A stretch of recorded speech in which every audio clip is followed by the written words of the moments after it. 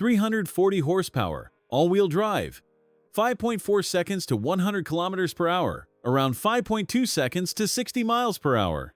The Elroq RS is the fastest production car Skoda has ever built, and this one, finished in a limited matte gray that only 800 cars will ever wear, costs 58,450 euros. Less than a comparably equipped ID.4 GTX. Either Skoda mispriced this, or the badge premium has been exposed. By the end of this walk-around, you will know which. The matte graphite gray stops you first. Skoda developed it specifically for the RS, a matte clear coat over the existing graphite gray that changes how light sits on every panel. First matte factory paint from their Czech plants, only 800 units. Beyond the paint, this car sits 15 mm lower at the front and 10 at the rear. The 21-inch vision wheels in black, silver, and anthracite are exclusive to the RS. The RS lounge interior earns its name immediately. Suedia microfibre covers the full dashboard, not accent panels, not just the wheel rim. The entire surface, carbon look trim and lime green stitching run through every contact point. The 13-inch touchscreen is fast and avoids the haptic controls that plague other MEB interiors. Skoda kept physical shortcut buttons. That one decision fixes the complaint I have had about every ID.4 cabin. The front sports seats with integrated headrests hold through corners without punishing on a motorway stint.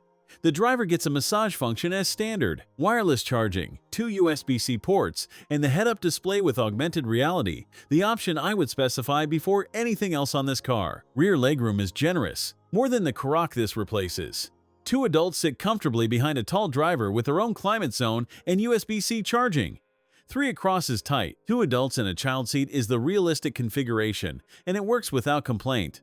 470 liters, around 16.6 cubic feet. Fold the seats, 1,580. A net under the parcel shelf keeps the charging cable from sliding on every boot opening. A QR code in the boot links to video instructions for every storage feature.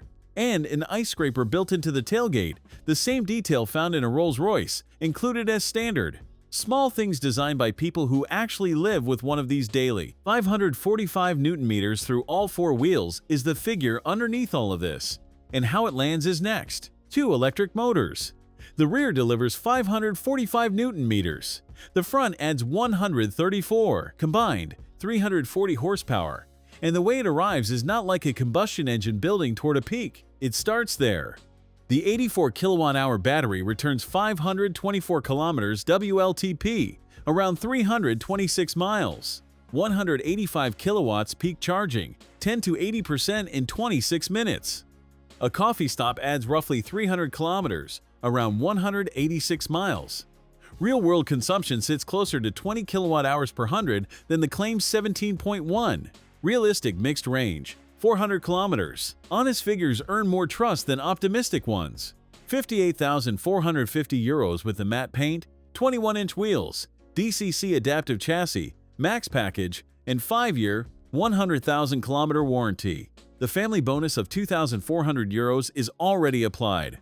The ID.4 GTX costs more for a less resolved interior on the same platform. I came to this show floor expecting to confirm what I thought about Skoda performance models. The interior changed that. The matte gray changed it further.